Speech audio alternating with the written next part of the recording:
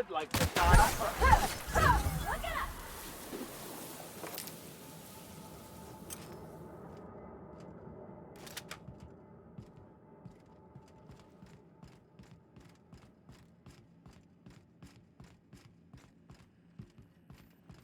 We got to go! Excellent hit!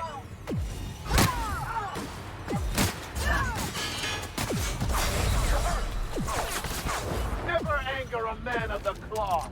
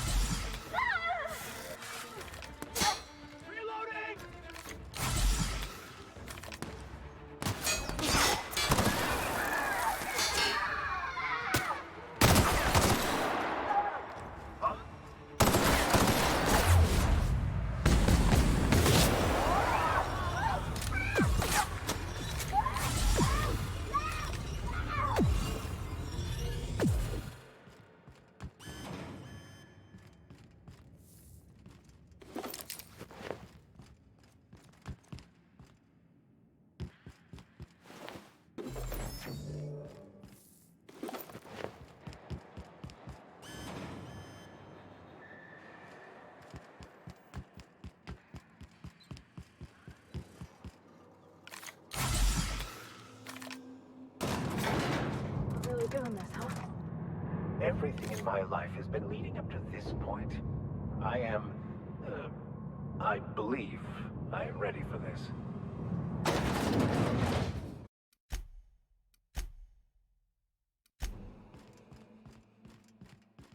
After all you've done, all the work you've destroyed, all the money you've cost me, your misguided crusade has doomed Halcyon.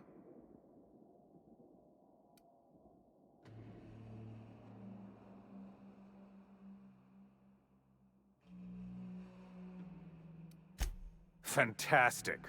The biggest thorn in our side we've ever had, and you just like to cause trouble. In any other circumstance, I'd admire your boldness. In this one, however, I have only 2 words for you. Fuck off. How dare you? Even thinking about killing the chairman of the Halcyon board is a felony. Thankfully, you're in a prison already. Find the nearest cell and wait until I'm done here. Then I'll drag you to the executioner myself.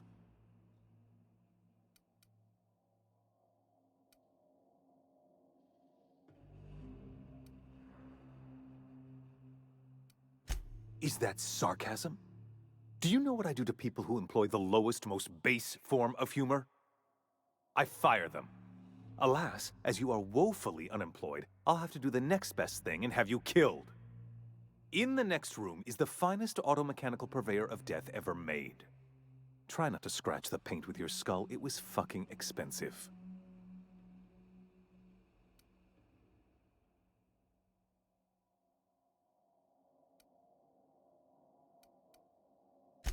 Absolutely not. Akande was always the sociable one, not me. Need I repeat the magic 2 words?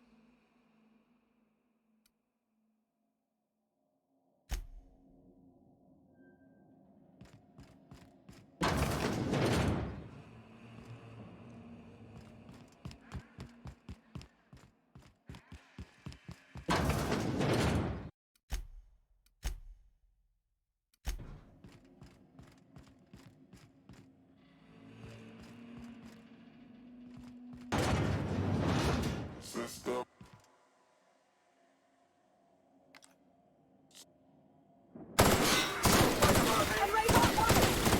Let's get past that armor! May the law have mercy on you! I won't!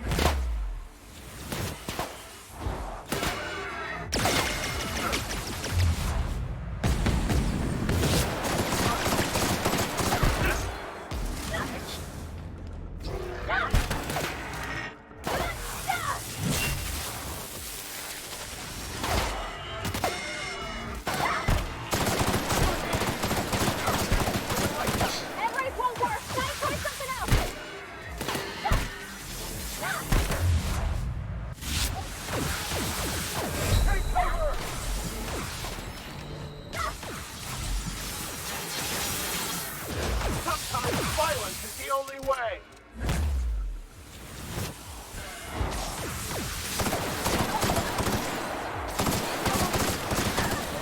Captain, you're wounded.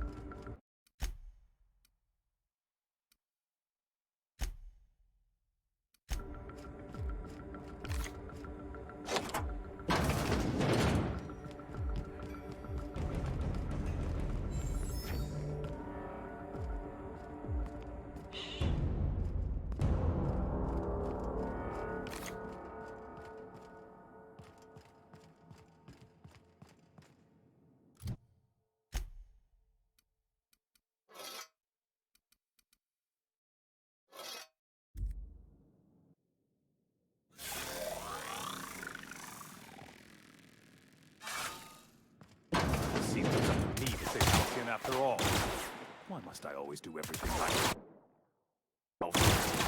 Everyone, all right?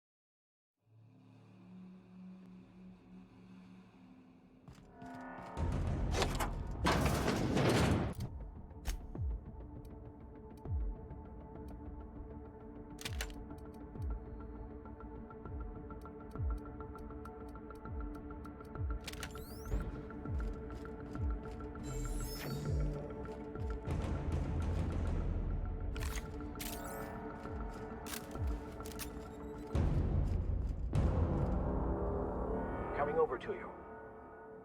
I'll be right there.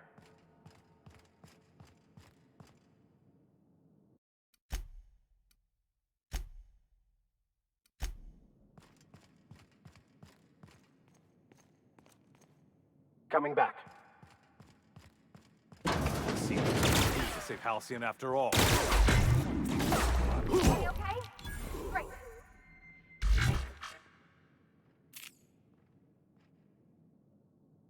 Get me out of here!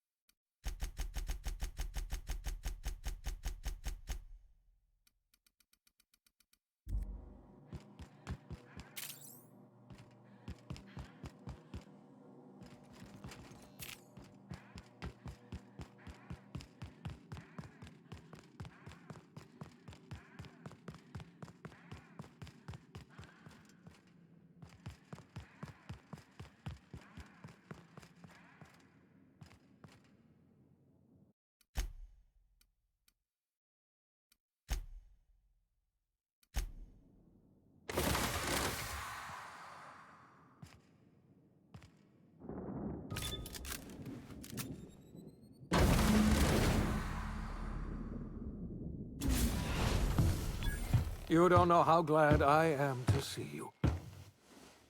You lunatic. You broke into the board's own fortress and killed the chairman just to rescue one doddering old man? You are absolutely out of your mind, and I can't begin to thank you enough.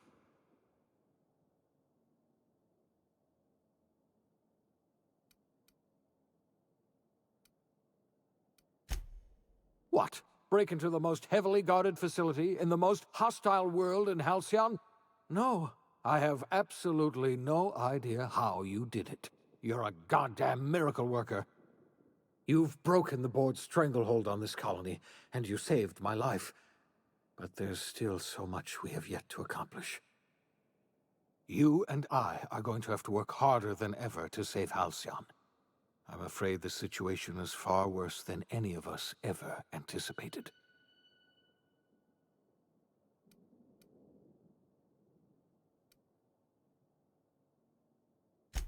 I would like nothing more than to celebrate this victory, but we have a serious problem on our hands. Earth has gone dark. We haven't received a single message in 3 years. There's been no communication, no signals, nothing. 2 years ago, the Earth's Directorate's frigate disappeared on their way back to Earth. We don't know what they discovered when they arrived, or if they arrived at all. First the food supply, and now this. That's it. I'm done. There is no plan, just random chaos. You're experiencing a crisis of faith, Preacher. Don't worry. That just means you're paying attention. You mean we're all alone out here? Really alone? I'm afraid so, Miss Holcomb. Halcyon is the only home we have left. Returning to Earth is no longer an option. We're in serious trouble, my friend. Do you know what this means for Halcyon? We can't rely on Earth for support anymore. We've been cut loose. We're entirely on our own.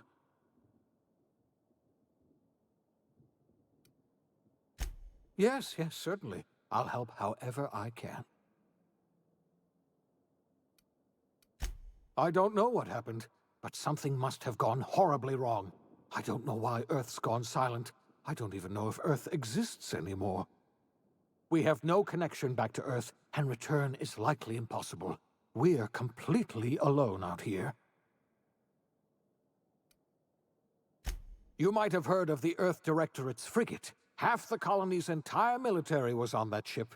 They were returning to Earth when they vanished without a trace. That was 2 years ago.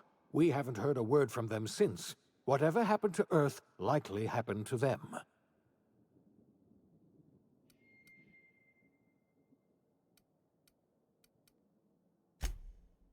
I wasn't trying to hide the truth from you, but after all you've done, I owe you an explanation.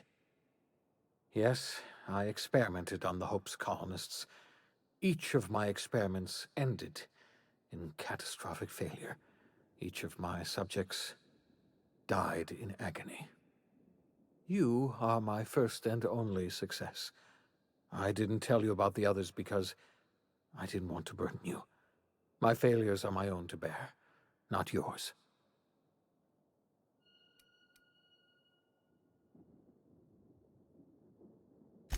You have every right to think of me that way. I know I can never win back your trust, but I'm trying to set things right. My apologies. I need to get a hold of myself. We've far more pressing issues to worry about right now. If you have any more questions, ask me. I'll answer as best I can.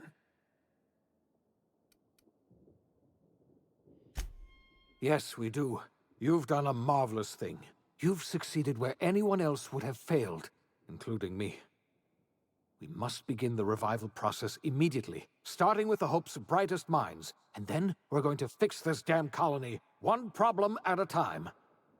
We're going to need a leader, and I can't imagine a better person for the job than you. What do you say, old friend? Will you help us?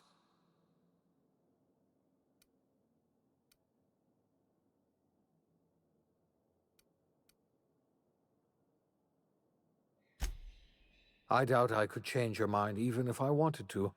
You've already done more than I could ask of you. When I revived you, I thought we were going to save this colony all by ourselves. But I was wrong. We can't save Halcyon on our own. We're all going to have to pull together, somehow.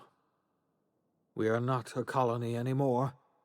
Our last connection to Earth has been severed. I don't know if we'll survive, but we're going to have to try our best.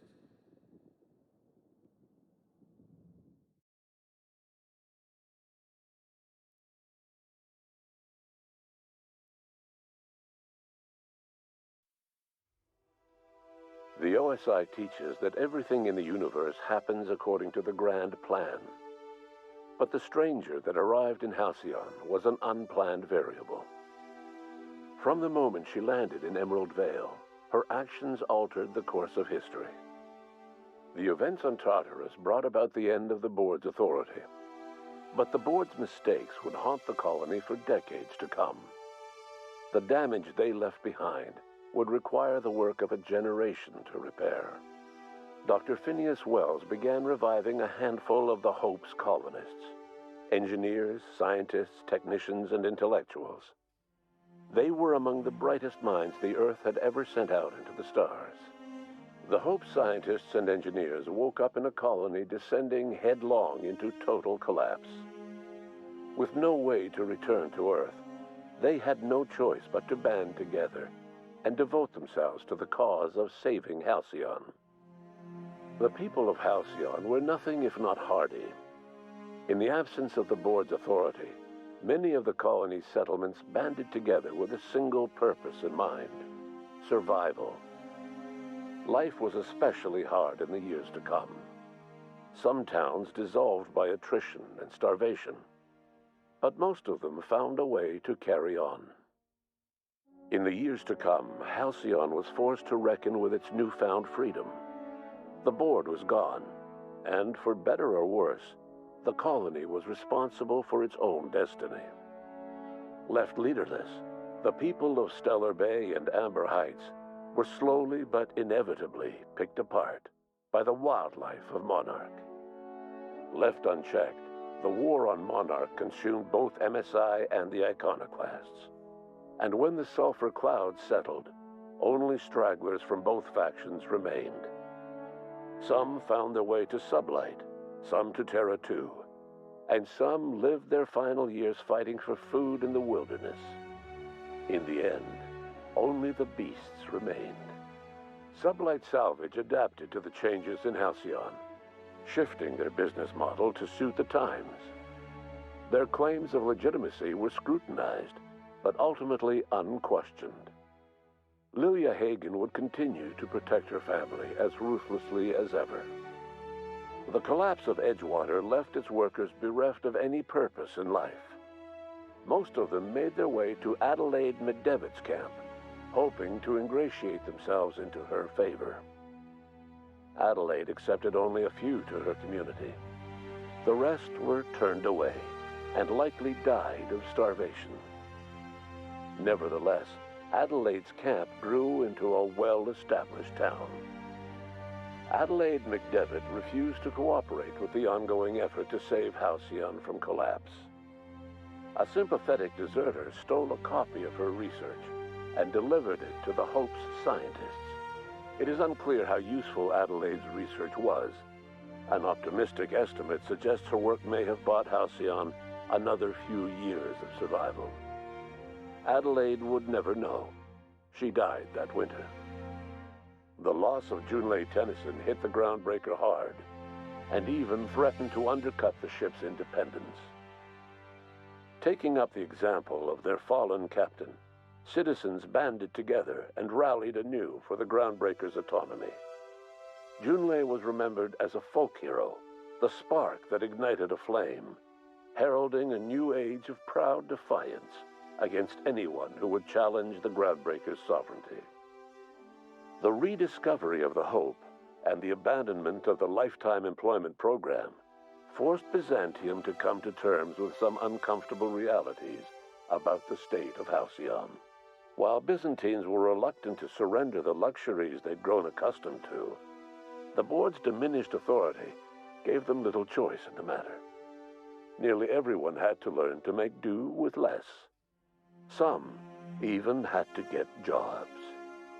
It was a dark time indeed. Ellie savored her adventures on the Unreliable. Once they were done, she returned to life as usual, running missions of dubious legality, shunning respectable work, and living life to the fullest. She meant to reach out to her one-time captain, but she was always bad at keeping in touch. After all he'd seen and heard adventuring with you, the Vicar Maximilian de Soto renounced his faith and joined the effort to rebuild the colony. Ironically, he finally found the joy that had eluded him over the course of his life, and realized that perhaps he was always meant to be just a simple laborer after all. He quickly dismissed the idea. After Junlei's murder, Parvati turned inward. She was merely quiet at first, and she wouldn't speak unless spoken to. Eventually, she stopped speaking at all. Once the matter of the Hope colonists was resolved, she slipped unobtrusively from the Unreliable during a refueling stopover. She took nothing from her berth and left no word of where she'd gone. Before his untimely death, Captain Alex Hawthorne had plans to restore and modify, for combat purposes, a sanitation and maintenance automechanical that he'd found in a state of disrepair in Emerald Vale's scrapyard. That unit remains broken down and forgotten in the Unreliable supply closet to this day. As for Dr. Phineas Wells, he spent his remaining years in his orbital lab. Though he was always haunted by the failures of his past, he was determined to make things right by building toward the future. Dr. Wells was able to revive many more scientists and engineers than he first expected, thanks to the additional batch of chemicals you stole from the Ministry. Wells never forgot about the human lives that were lost in acquiring these chemicals. The revival project was hard and painful work, but in the end, despite limited resources, over half the Hope's colonists were successfully revived. Even after Wells passed away, the Hope scientists and engineers worked night and day to pull Halcyon from the brink of collapse. Their efforts continue to this day, which may be reason enough for optimism. Dr. Wells laid the groundwork for the project to save the colony, but he would never live to see the fruits of his labor. He passed away a few years later. His work was carried on by the scientists and engineers he revived. Life will never be the same in Halcyon. It is widely agreed that the colony has a chance of stabilizing within a generation, owing to the hard work and determination of the surviving colonists. Recovery is a distant goal, and the path is long and uncertain. But the people of Halcyon carry on, determined as ever. And what about you, the unplanned variable in the history of Halcyon? You brought an end to the chaos on Tartarus, and left Dr. Wells to his own devices. The affairs of the colony never distracted you from living out your own dreams, to captain a ship, to sail the ether, and to earn a reputation as the greatest spacer Halcyon ever had. No one knows what's happened to Earth, and no one knows what the future has in store for Halcyon. All we know for certain is this: the name of the Unreliable and that of its intrepid captain will remain the subject of countless stories for years to come.